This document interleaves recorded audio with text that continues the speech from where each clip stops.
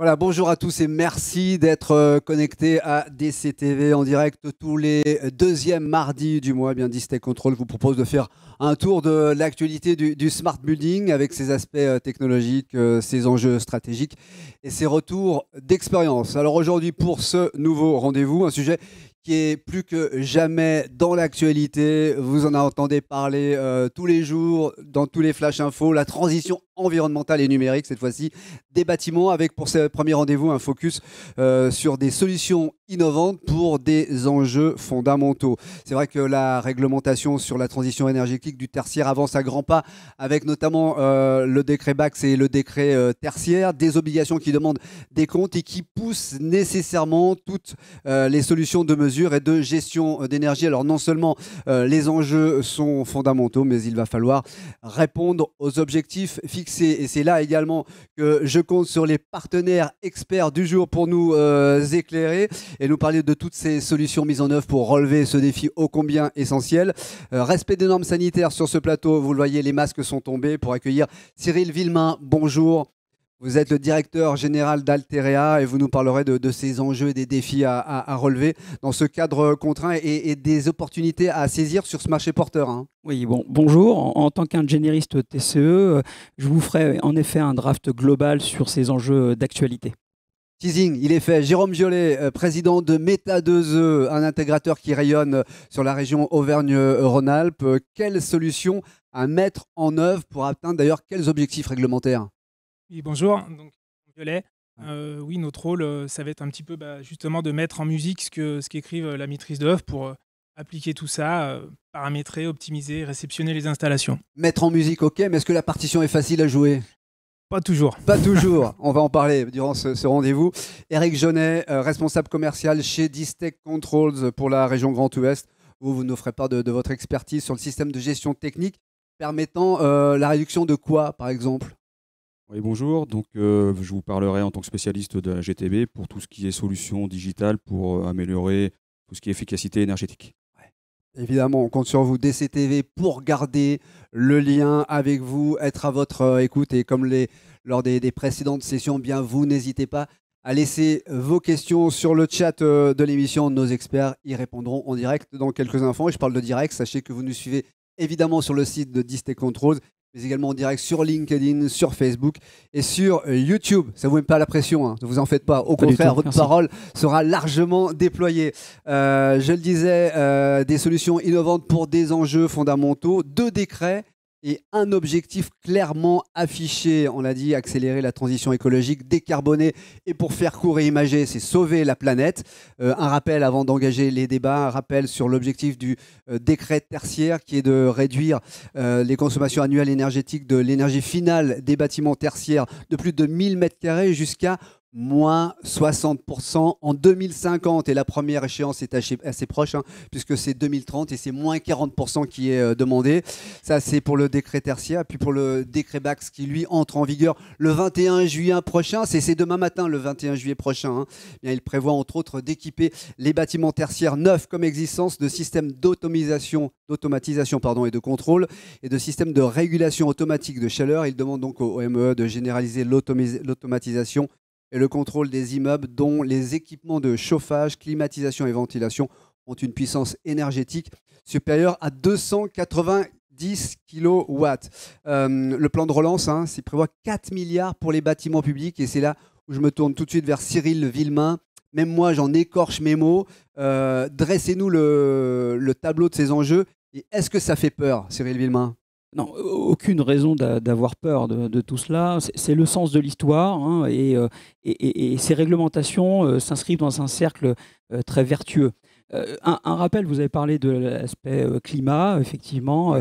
Le changement climatique est une réalité, une augmentation de la température moyenne de 1 degré depuis 1880, et les projections sont assez alarmistes si on ne fait rien. La deuxième réalité, c'est que le bâtiment représente 25% des émissions de CO2, 46% de la consommation d'énergie finale. Et dans cette consommation d'énergie finale, 17% est représenté par le secteur du tertiaire.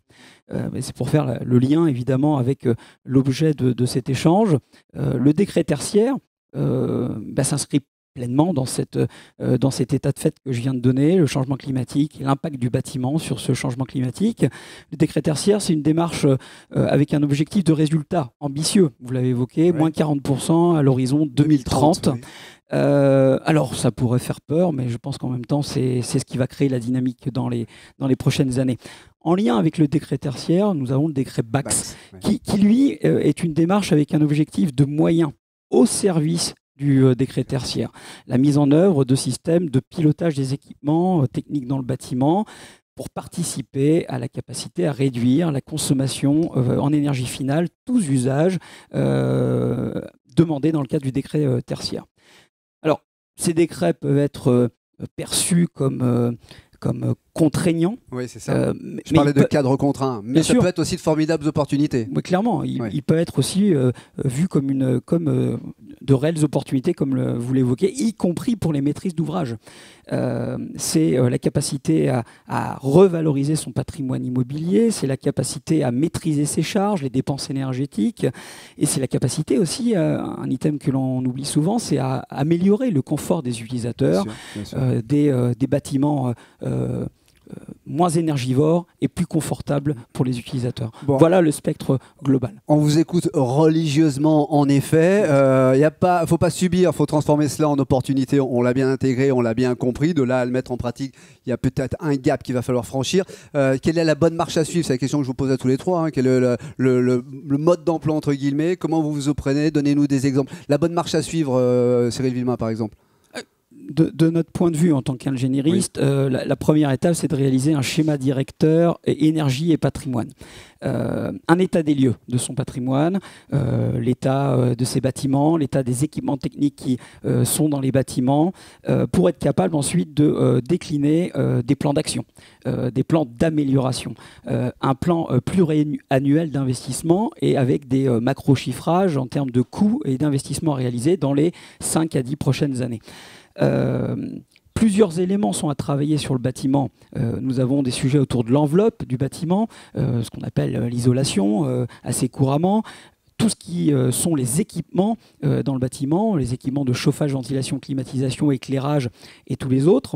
Les systèmes de pilotage associés, j'y reviendrai juste après, les modalités d'exploitation du bâtiment, parce que, évidemment, le bâtiment vit, c'est un objet complexe et vivant, et il faut accompagner et exploiter correctement le bâtiment dans toute sa durée de vie.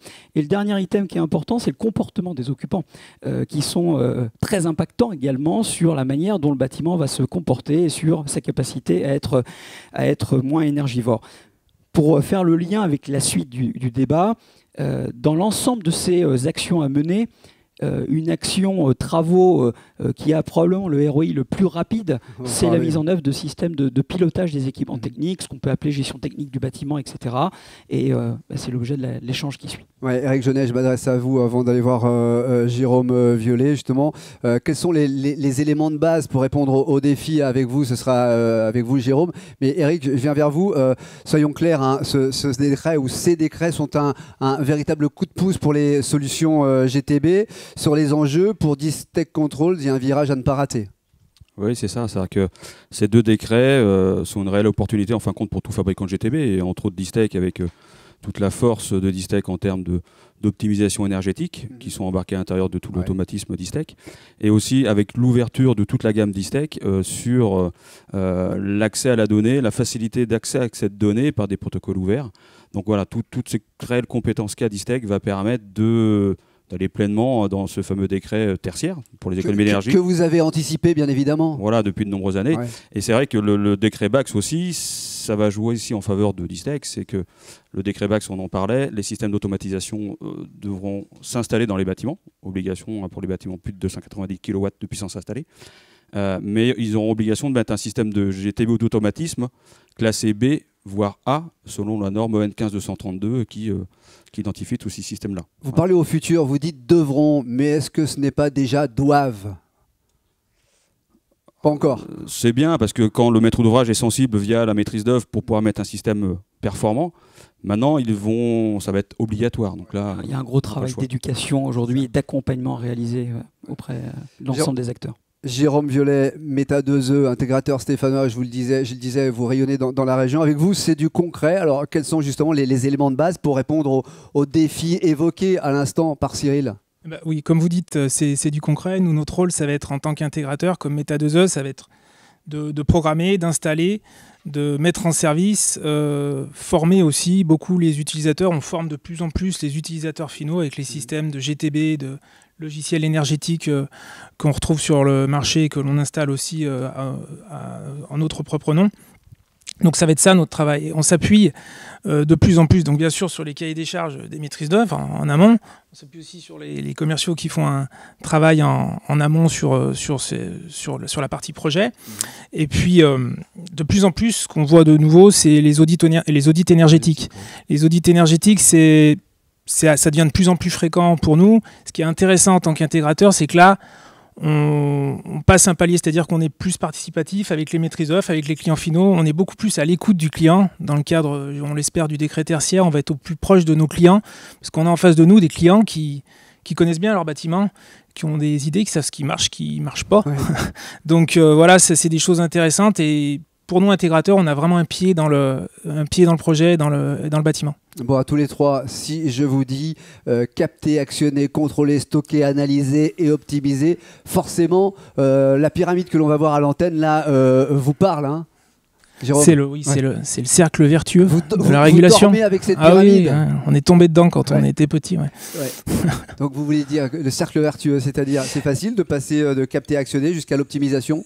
Eh ben, oui, c'est facile. On va le faire avec différentes technologies. Le captage avec tous les capteurs, les actionneurs qui vont se raccorder sur les automates. Là, on est vraiment sur l'aspect constructeur avec des solutions d'ISTEC qui vont aller jusqu'à la captage de l'AD et l'automatisme. Et toute l'analyse énergétique derrière peut se faire au travers d'autres logiciels. Oui, Cyril. Oui, pour compléter les propos, effectivement, les solutions techniques répondent à ce cycle d'amélioration continue, mais il ne faut pas oublier les services complémentaires nécessaires, soit d'intervention humaine pour analyser les données, les corréler à des facteurs extérieurs, etc. Et donc tous les services qui doivent accompagner cette dynamique, la technologie est importante. Ça, c'est indéniable, mais il faut l'accompagner de services appropriés pour qu'on puisse atteindre les objectifs ambitieux du décret tertiaire. Vous êtes en train de dire que l'humain est important aussi? Oui, ça reste. Tant mieux, c'est une bonne nouvelle. Ça reste, c'est une très bonne nouvelle, effectivement. Éric Genet, votre intérêt, justement, c'est de mettre en place des solutions les plus ouvertes possibles et les plus innovantes possibles. Et c'est là que vous entrez en jeu avec les solutions d'ISTEC Controls. Oui, c'est ça que le leitmotiv, en fin de compte, de d'ISTEC, c'est de capter la donnée, mais surtout de la rendre disponible facilement. Donc voilà, donc la nouvelle gamme Eclipse de d'ISTEC, c'est l'ouverture et la connectivité. C'est les deux mots de cette gamme. Donc cette gamme, c'est capter un maximum de données, savoir un peu ce qu'on va en faire pour ce fameux décret tertiaire, faire cette analyse énergétique et ressortir de la donnée. Donc on va la capter, la mettre à disposition sous différents supports, qui peut être le support BACnet IP en certification BBC, donc la plus haute certification en BACnet IP. Et donc ça c'est pour le monde du terrain, on va dire terrain GTB, donc pour des supervisions. Mais de plus en plus on retrouve des acteurs, des entreprises de services numériques qui vont avoir besoin de cette donnée pour apporter du service à leurs clients. Donc pour du service énergétique par exemple. Et donc cette donnée, on va la rendre disponible via l'API intégrée directement dans la gamme Eclipse, qui sont l'API RESTful, qui rend accessible cette donnée dans le monde, on va dire dans le cloud, enfin dans le monde Internet, voilà, pour la digitalisation. Jérôme, vous de votre côté, quels sont les traitements, affichage ou reporting à prévoir? Chaque intégrateur peut avoir ses propres solutions pour traiter la donnée, surtout la partie optimisation et analyse de l'énergie. Chaque intégrateur peut avoir ses logiciels, ses habitudes. Nous, chez Meta 2E, on a fait le choix de développer notre propre logiciel énergétique qui s'appelle KM-Report. Et KM-Report, lui, son rôle, ça va être de justement capter la donnée et aider l'utilisateur final à suivre énergétiquement son bâtiment. Donc ça se caractérise qu'il va pouvoir suivre, par exemple, faire un plan de comptage assez précis de son installation. Il va pouvoir faire du reporting très détaillé avec des envois hebdomadaires, mensuels de toutes ces analyses énergétiques. Donc toutes ces fonctionnalités, j'en oublie des tas, mais on va pouvoir vraiment faire à façon des analyses très fines pour aider l'utilisateur à son suivi de son installation. Et donc vous avez effectivement développé votre propre logiciel de gestion économique, hein, c'est ça, hein? C'est ça, ouais. On l'a développé par notre équipe d'ingénieurs en informatique là, chez Meta 2E depuis une bonne dizaine d'années aujourd'hui. On a aussi ce logiciel, il est utilisé par Meta, bien sûr, Meta 2E, au mieux, mais aussi on a la chance aussi de pouvoir aussi en faire profiter certains de nos collègues intégrateurs qui sont formés. C'est qu'il est performant, votre logiciel. Il est performant, on a même réussi à convaincre certains de nos collègues intégrateurs de le choisir, et on a formé aussi nos collègues intégrateurs sur ce logiciel-là. Alors moi je vous écoute, hein, capter, actionner, contrôler, stocker, analyser et évidemment, in fine, le Graal, optimiser. Mais à tous les trois, hein, quels seraient les principaux freins à relever, que ce soit sur la démarche projet ou sur le technique? Cyril, allez-y. Oui, sur la démarche projet. Ouais. C'est votre domaine, ça. Ma vision, c'est que le bâtiment est en train de vivre une mini-révolution. En intégrant dans le bâtiment la dimension système d'information. Et on va rentrer dans les prochaines années sur le lien entre la technique du bâtiment, les équipements techniques, etc., et cette dimension système d'information qui est nouvelle pour le bâtiment. Et dans ce cadre-là, il y a un accompagnement de la filière globale qui est à réaliser auprès des bureaux d'études, des électriciens, des chauffagistes, des exploitants, des constructeurs et des intégrateurs. C'est un rôle que je considère être primordial, le rôle d'intégrateur, qui est un petit peu le chef d'orchestre de la mise en œuvre de ces systèmes. Je voudrais aussi compléter que un système de on l'appelle GTB, GTC, Smart Building, peu importe, ce ne sont pas des systèmes magiques. On ne met pas en place le système, on s'en va et on dit ça fonctionne. Ça nécessite une bonne conception, donc une bonne étude, une bonne conception, une bonne mise en service, un bon paramétrage, une bonne mise en service, une bonne réception. Tout comme on réceptionne les travaux classiques dans un bâtiment, il nous faut aussi correctement réceptionner ces systèmes-là, et une bonne exploitation, comme je l'évoquais tout à l'heure, maintenance, suivi, évolution, etc., pour s'assurer que ces systèmes-là, qui sont performants à l'instant T, continueront à l'être dans les années qui viennent. Voilà, donc on passe progressivement d'un monde de GTB à une notion de Building Operation System, et ça rejoint les propos d'Eric sur cette ouverture avec les API, la connexion au cloud, la mise à disposition des données.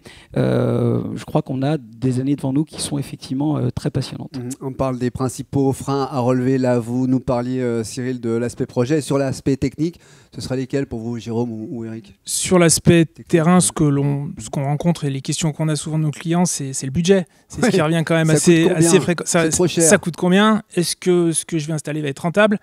Finalement, j'ai une installation, dans certains cas, les installations en termes de confort peuvent bien marcher pour l'utilisateur. À part gros problème d'inconfort vraiment avéré dans un bâtiment, on consomme peut-être trop, on sait qu'il y a des gisements de performance énergétique à analyser de manière fine, et on sait qu'on peut avoir des tas de potentiel, mais le client lui-même, il faut le convaincre. Et c'est le principal frein que je vois. Peut-être aussi le deuxième frein, c'est aussi travailler en site occupé. C'est pas toujours évident pour l'utilisateur de se mettre dans ce positionnement-là. On le voit aussi pas mal, comment on va s'organiser. Donc c'est une organisation côté intégrateur et côté client. Il faut s'adapter. Nous, on est adapté pour ça et on est fait pour ça, mais voilà, c'est pas forcément acquis tout de suite. Précision, Eric, à apporter sur ces freins que vous voyez, que vous avez identifiés? Ouais, une petite précision, c'est-à-dire que les freins qu'il y avait, c'est qu'il n'y avait pas d'obligation avant. Oui, c'est ça, le système de GTB. Donc, ce n'est plus optionnel aujourd'hui. Voilà, souvent le système de GTB, comme on dit par chez nous dans notre jargon, c'est la 5e roue du carrosse. Donc c'est-à-dire que quand il n'y a plus de budget, on enlève la GTB. Voilà, donc là, on ne pourra plus l'enlever. Ce sera plus le cas. On ne pourra plus l'enlever, mais pour éviter que les maîtres d'ouvrage soient frustrés, c'est bien, en fin de compte, de faire un travail en amont avec la maîtrise d'œuvre pour expliquer le bien fondé de système de GTB, avec les gains énergétiques que ça va apporter. Ok, l'obligation, mais il y a quand même des résultats derrière. Voilà. Donc c'est un travail d'équipe, je pense. Oui, vous le soulignez, effectivement, ça va devenir, et on va considérer que c'est désormais une obligation. Alors comment faire sauter tous ces verrous? Jérôme Violet, vous dites il ne faut pas vivre tout ça comme une contrainte. Effectivement, Cyril l'a précisé, mais il faut le transformer en opportunité. J'ai bien entendu, ça coûte cher, mais combien ça coûte? Et vous, votre argument, c'est le retour sur investissement. Retour sur investissement. Donnez-nous un exemple, par exemple. On a des exemples très concrets, c'est assez rapide. Justement, on a la chance de vendre, de développer des outils qui permettent de démontrer à nos clients que le retour sur investissement peut se faire assez rapidement. J'ai un exemple concret en tête d'un grand client qui a son siège social en région lyonnaise avec son data center à Thonan, qui lui a fait une démarche inverse, c'est-à-dire qu'il a d'abord fait le choix d'acheter et d'investir un minimum au départ sur le logiciel de gestion énergétique, donc le KM Report. Et ça lui a permis de justifier des potentiels travaux d'investissement auprès de sa direction. À ce moment-là, dans un premier temps, ouais. Et le message de sa direction, il nous l'avait fait passer d'ailleurs il y a une dizaine d'années. Il nous a dit, écoutez, moi je ne lancerai pas de projet, ma direction ne lancera pas de projet si le ROI est inférieur et supérieur à 2 ans. Ça nous paraissait peu. Et je me suis dit, beau défi, c'était un beau défi. Oui. Mais finalement, on voit là, au bout de 10 ans qu'on a mis en place 4-5 projets qui ont été réalisés. Et nos outils, en plus d'avoir convaincu sa direction de le faire, parce qu'on a fait des simulations énergétiques, on a un changement des équipements, en faisant des réglages divers dans le bâtiment, notre outil a aussi permis au monsieur énergie, à l'exploitant de ce bâtiment-là, de prouver qu'il avait atteint ses objectifs et les retours sur investissement ont toujours été là. Donc il y a des gisements dans des bâtiments qui ont 15-20 ans, on le voit dans le métier de l'intégration au quotidien. Il y en a des tas. Il y a des tas de sujets. Et en général, tout paye à la fin, quoi. Ouais. Cyril Villemain, oui. Oui, le nombre de passoires thermiques existants sur le marché, il y en a encore beaucoup. Il faut mixer des travaux de fond sur l'enveloppe, sur les équipements techniques, avec ces systèmes de pilotage qui ont un ROI le plus court, 3 ans, effectivement. 2 ans, c'est une belle performance, bravo. Et aussi... dans l'approche de ces systèmes, c'est mixer les compétences du bâtiment, de l'énergie et de la technique de l'automate, on va dire, et du système d'information maintenant. La clé gagnante, c'est de mixer ces compétences pour non plus ne proposer que des solutions techniques, mais des solutions métiers orientées performance énergétique, capitalisation de la donnée, suivi des indicateurs, et être capable de démontrer ces retours sur investissement. J'aime bien cette formule, mixer les compétences. En plus, elle s'adapte à pas mal de secteurs. On mixe tellement pas, il y a tellement beaucoup de compétences. Parlons-nous. C'était d'ailleurs l'objet d'une des émissions de DCTV il y a 2 mois. On évoque les principaux verrous à faire sauter. Je reviens vers vous, Éric Jeunet. En préparant cette émission, vous me disiez les freins sont à lever, notamment avec la maîtrise d'œuvre. Oui, c'est-à-dire que nous, on sait ce qu'on sait faire. D'accord. Oui. Voilà, on a un système le plus ouvert qui puisse exister. Par contre, on ne peut pas le vendre tout seul, effectivement. Donc, ça veut dire qu'on doit convaincre la maîtrise d'œuvre pour qu'elle soit convaincue et le vendre elle aussi à son client, son maître d'ouvrage, et d'y aller de concert pour proposer les meilleures solutions techniques pour répondre aux besoins de votre client et aussi aux différentes contraintes réglementaires qu'on a actuellement. Donc, voilà, j'arrête pas de le dire, c'est un travail d'équipe, tout simplement. Mixer les compétences, c'est ça ? Un travail d'équipe, mais qui rejoint le propos d'accompagner la filière. Il faut que l'ensemble des acteurs montent en compétences. Ce n'est pas prétentieux de ma part, c'est juste identifier que nos métiers vont évoluer. Les bureaux d'études également, je l'évoquais, il faut des compétences de thermicien, en énergie, en structure de bâtiment, mais il faut aussi des compétences en système d'information, en automatisme. Ce ne sont pas les mêmes compétences. Et nous avons intégré, nous, dans le groupe Alteria, depuis l'origine, l'ensemble de ces compétences, et on voit bien qu'aujourd'hui, ça fait sens au vu de l'évolution des systèmes. C'est la réussite, de bonnes études amont, un bon accompagnement du client. Les clients sont à éduquer également, dans le bon sens du terme, c'est-à-dire leur expliquer les choses, leur démontrer l'intérêt des systèmes au-delà des réglementations, parce que ça, c'est la vision contraignante, mais il y a tout l'intérêt derrière. Et c'est la vision à minima, effectivement. Oui, Jérôme Violet. Oui, non, mais juste, ce qui est en plus intéressant, c'est que on met en place des systèmes qui leur permettent de monter en compétences. C'est ça qui est intéressant. On met en application, on met en service des choses et des logiciels qui leur permettent de monter en compétences. Et ce qui est vraiment intéressant, c'est ce qui leur permet... Souvent, ça devient de plus en plus simple, un exploitant, un directeur technique, de le convaincre. Mais il a besoin souvent d'outils pour justifier ça auprès de sa direction, pour justifier des budgets d'investissement. Et ce qu'on met en place l'aide vraiment dans son travail au quotidien pour aller plus loin, lui, dans ses investissements, dans ses gisements énergétiques à trouver, pour mieux s'occuper de son bâtiment et convaincre encore une fois sa direction. Et vous parliez d'outils, ces outils-là, vous les avez déjà ou ça vous pousse à vous aussi à innover constamment ? Nous, on a déjà notre propre outil, c'est vrai. KM Report, aussi l'avantage, comme vous le dites, d'avoir développé notre propre outil, c'est de pouvoir le faire évoluer, parce qu'il évolue chaque année, on le développe, on va lui agréger des nouvelles fonctionnalités, et c'est ça qui est intéressant. C'est aussi pour ça qu'on a voulu développer notre propre outil, c'est pour le faire vivre avec les réels besoins qui bougent de plus en plus dans le bâtiment. Oui, clairement, les décrets viennent challenger la profession. Voilà. Les bureaux d'études, personne n'est épargné. C'est dommage en même temps. Pardon, ça vous met un petit coup de pied aux fesses. Bien sûr. Vous dites, viens challenger la profession. C'est dommage qu'il y ait eu besoin de ces décrets pour vous challenger. Vous savez, ça se passe souvent comme ça en même temps. Bon. Ouais, donc, ce qui est important, c'est que l'ensemble des acteurs se mettent en mouvement. Et les constructeurs également, Eric l'évoquait, les constructeurs sont aujourd'hui en innovation permanente sur le coup d'après, parce que si on reprend les systèmes de GTB il y a 15 ans, ce ne sont pas ceux d'aujourd'hui, loin de là. Il y a 15 ans, la notion d'IP dans les systèmes GTB n'existait pas. Or, la notion d'IP dans l'informatique, le système d'information classique, existe depuis de nombreuses années. Donc, tous les acteurs sont challengés et les constructeurs en premier lieu doivent être en avance sur les fonctionnalités, l'ouverture de leur système, on en parle souvent. Le décret BACS insiste énormément sur, certes, les classes EN 15232 qui ont été rappelées, mais aussi l'interopérabilité des systèmes, l'ouverture des systèmes et la capacité à s'ouvrir aux autres. Je rappelle aussi que le bâtiment n'est pas seul, il fait partie d'un quartier et on pourra raisonner demain aussi à l'échelle du quartier. Quoi. Ouais, il vous met un peu la pression, Cyril Villemain, la règle Genet, il dit que les acteurs sont en mouvement et que les constructeurs sont challengés. Vous le percevez, ça, vous le ressentez, ça vous met la pression? J'aurais tendance à dire c'est plutôt l'inverse, c'est nous qui allons challenger les autres concurrents parce que vous avez un précédent intervenant disait que Distech Control a 2 trains d'avance. Oui, si on peut parler de train, effectivement, ouais. Oui. C'est vrai que moi, pour la petite histoire, ça fait seulement 3 mois que je suis arrivé, donc j'ai vu l'autre côté du côté propriétaire. Là, je vois le côté ouverture. Et c'est vrai que ça n'a rien à voir. C'est que, comme on dit challenger, oui, avec Distech, on ouvre la donnée et on m'a dit, tu verras, Distech installe des systèmes non captifs. Voilà. Globalement, s'il faut retenir, c'est ça. C'est que la donnée est au client. On met certes des produits en place chez ce client-là. Par contre, la donnée est à lui. Et il peut en faire ce qu'il veut grâce aux outils de Distech Control avec son ouverture de protocole et l'accessibilité à la donnée. Oui, je complète. L'ouverture d'un système, ce que dispose Distech, c'est aussi sa capacité à être intégré par un grand nombre d'acteurs.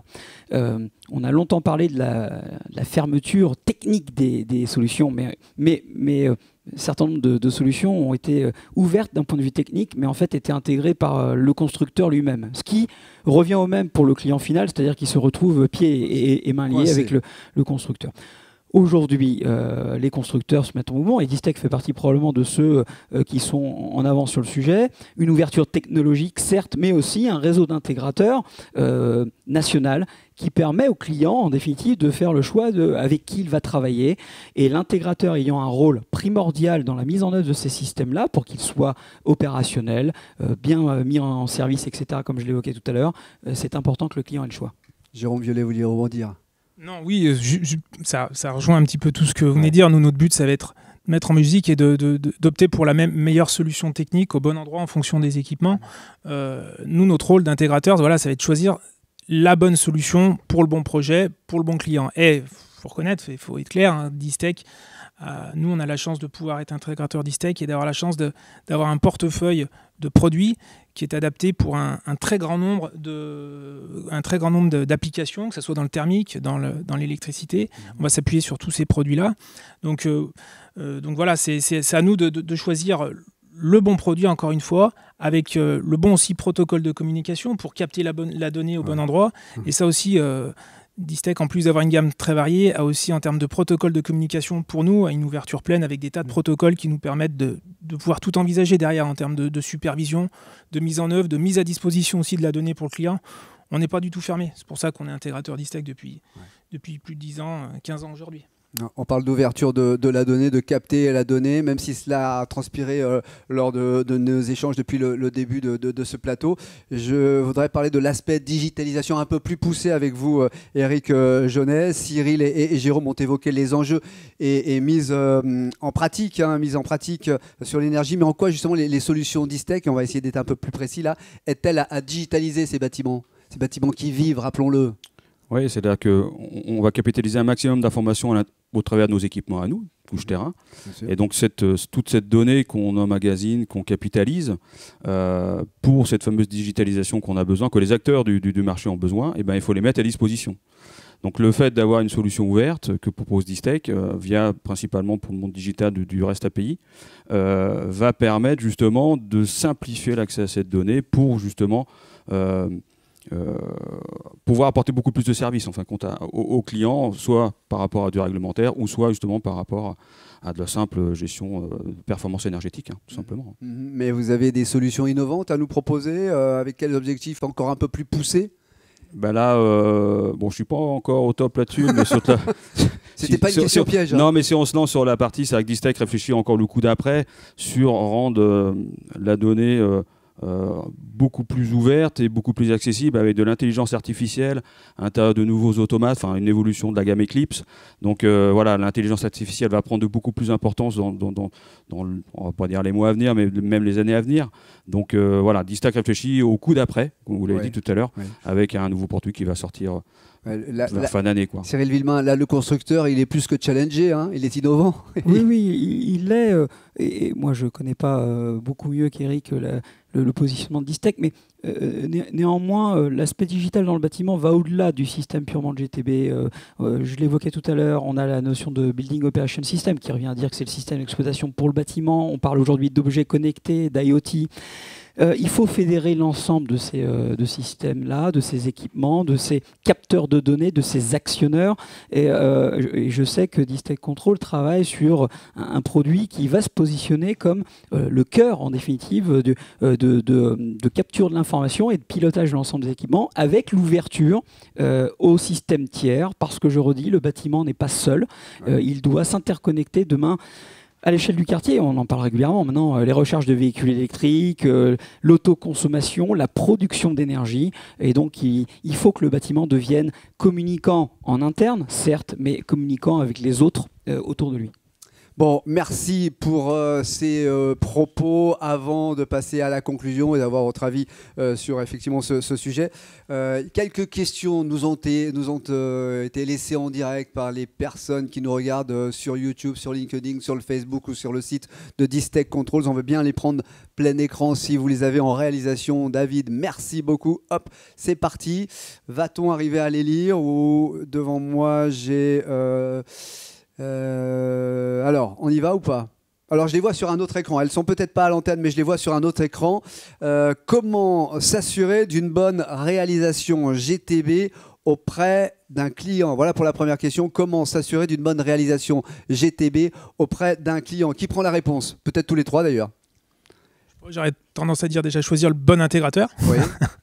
En fonction aussi des besoins. C'est vrai que chaque intégrateur, là je prêche pour ma paroisse, mais chaque intégrateur, faut pas se leurrer, on a souvent nos spécialisations, nos types d'affaires un petit peu fétiches et sur lesquels on se repose depuis des tas d'années. Nous, chez Meta2E, notre rôle, c'est de faire de la grosse GTB en région lyonnaise et dans toute la région Auvergne-Rhône-Alpes.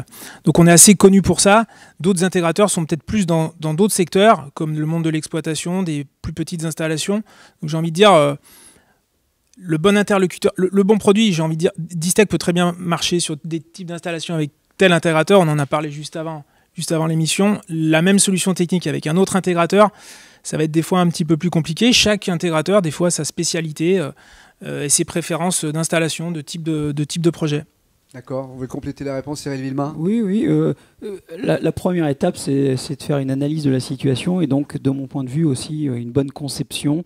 Avant de faire un choix technologique, il faut savoir à quels besoins doit répondre le système, pour quels objectifs, et à partir de ce moment-là, d'avoir effectivement, de se faire accompagner si on ne dispose pas de compétences en interne, ce qui n'est pas grave en soi, mais de se faire accompagner par des bureaux d'études qui disposent de l'ensemble des compétences pour définir le besoin, exprimer des besoins au travers d'un cahier des charges, et puis ensuite être amené à solliciter des intégrateurs qui sont probablement, je dirais, les premiers à solliciter avant les constructeurs, pour que l'intégrateur puisse faire son travail également de proposer la meilleure solution par rapport à une expression de besoin. Et l'expression de besoin, de mon point de vue, doit être non orientée, elle doit être par contre définie avec des exigences fonctionnelles, techniques, si besoin, et ensuite l'intégrateur fait son travail de proposer la meilleure solution technique par rapport à ses compétences et s'appuie auprès du constructeur pour proposer ses solutions.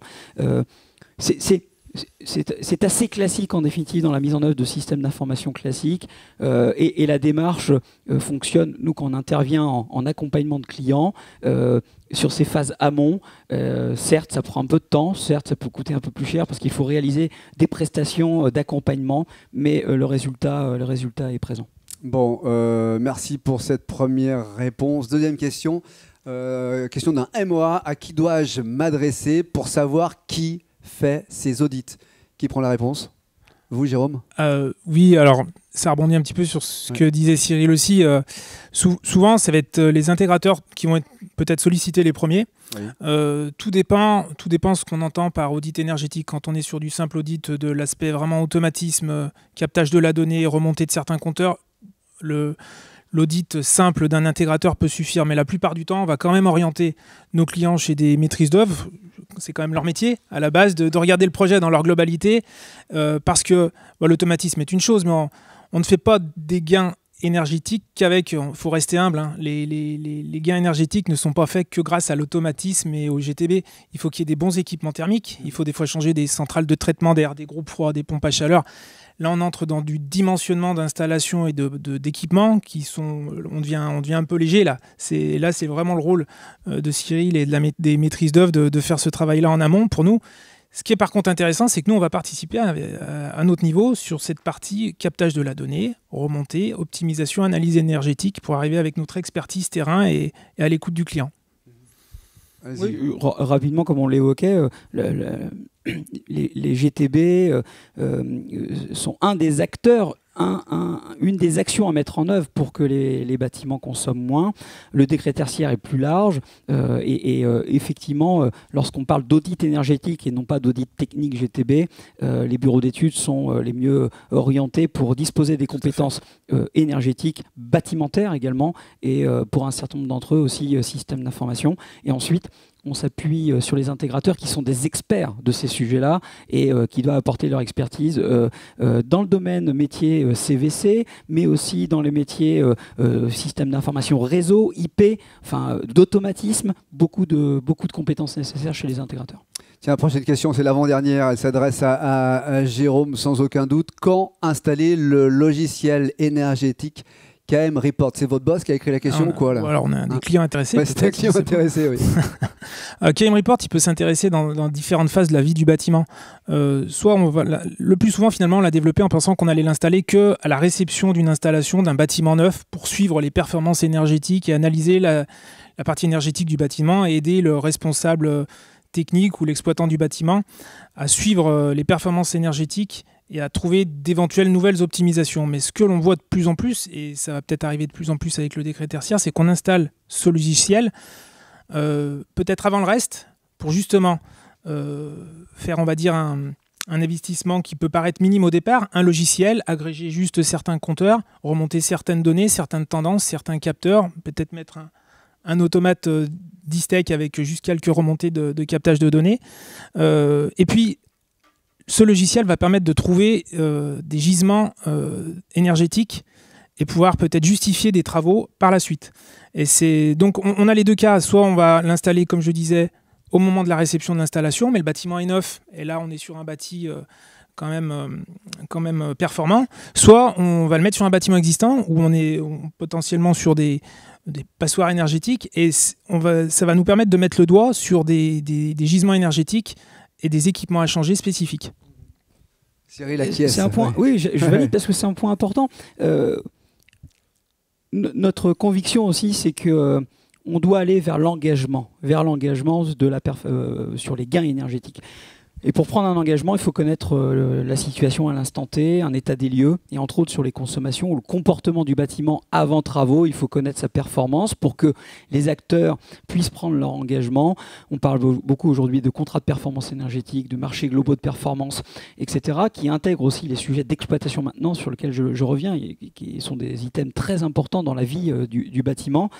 Donc faire cet état des lieux avec les consommations avant travaux, être capable de projeter en quoi les acteurs actions de travaux vont améliorer la performance énergétique du bâtiment, mesurer tout au long de la vie du bâtiment après travaux la performance réelle, réajuster parce que rien n'est acquis, le bâtiment vit, il faut le réajuster à ses usages, à son intermittence qui va évoluer. Enfin voilà, ça fait beaucoup d'éléments. Donc la mise en œuvre de ces systèmes-là de consolidation de données et d'agrégation de data sont très importants également. Et vous gardez le micro parce que la dernière question, elle vous concerne, Cyril. Cyril a parlé d'API. Pouvez-vous nous donner un exemple de bénéfice concret? Il y en a plein. En base, ça serait peut-être plus pour Eric, mais juste, je fais Eric, un début de réponse. Réfléchissez à un exemple également. Voilà. Non, la notion d'API, ça rejoint la notion d'ouverture des systèmes, c'est-à-dire la capacité à donner accès à son système à d'autres systèmes tiers, de donner accès à la donnée, et c'est en ça que c'est important. Ce sont des systèmes informatiques de connexion simples et qui permettent de faire que, et Eric l'a exprimé ainsi, je trouve l'expression intéressante, que la data, la donnée appartient au client et n'appartient pas au système qui l'héberge. Et ça fait probablement toute la différence avec ce qui se passait dans les 15 dernières années. Avec Jeunet. Oui, c'est ça, ce qu'on peut retrouver dans le fonctionnement API, c'est qu'on n'est plus dans le monde forcément de la GTB, la couche terrain. On est vraiment dans le monde du digital, dans le monde du web, avec une multitude d'acteurs qui existent et qui viendront sur ce milieu-là. Hein. Et donc l'API nous permet de donner accès facilement à la donnée pour pouvoir en faire ce qu'on veut, hein, soit le prestataire ou soit le maître d'ouvrage, de faire ce qu'il veut avec cette donnée pour pouvoir la capitaliser, la modéliser, la benchmarker, enfin tout ce qu'on veut. Donc voilà, c'est au moins cette solution, c'est-à-dire que le client, s'il investit avec du Distech, il sait qu'il ne sera pas bridé dans l'avenir. Il aura la possibilité de faire évoluer son système et sa donnée, quoi. Bon, merci à celles et ceux qui nous suivent pour ces questions laissées sur le chat de l'émission. La conclusion, puisque le sujet est capital, mais les enjeux sont essentiels, transition environnementale et numérique des bâtiments. Vous nous avez parlé de solutions innovantes, c'est vrai, pour ces enjeux-là. Moi, je vais me faire un peu l'avocat du diable. Est-ce que, 1, on est prêt ? 2, est-ce que l'on va savoir faire 2030, encore une fois, c'est demain. On va savoir faire, Cyril Villemain? Oui, on va savoir faire. A priori, on est prêt d'abord. On est tous d'accord là-dessus ou pas? Oui. La filière... Eric Jeunet, on est prêt? On est prêt. La filière est prête? La filière est en marche. La filière est en marche. Bon, alors, est-ce qu'on va savoir faire? Oui, on va savoir faire. L'ensemble des acteurs, chaque acteur va prendre sa part dans le dispositif. Les enjeux sont importants, l'ambition est grande. Néanmoins, on ne part pas de zéro. Ce sont des systèmes qui existent depuis de nombreuses années, sur lesquels on va opérer de la transformation, des ajustements, une ouverture digne de la notion du digital. Mais il n'y a pas beaucoup de temps à perdre néanmoins. C'est-à-dire que d'un côté, on va savoir faire, mais faut s'y mettre maintenant. Après une année Covid qui aura perturbé l'ensemble des acteurs. On a quasiment perdu un an. Oui, c'est clair. Maintenant, on fait partie aussi d'un marché qui est porteur. Et plan de relance que vous avez évoqué.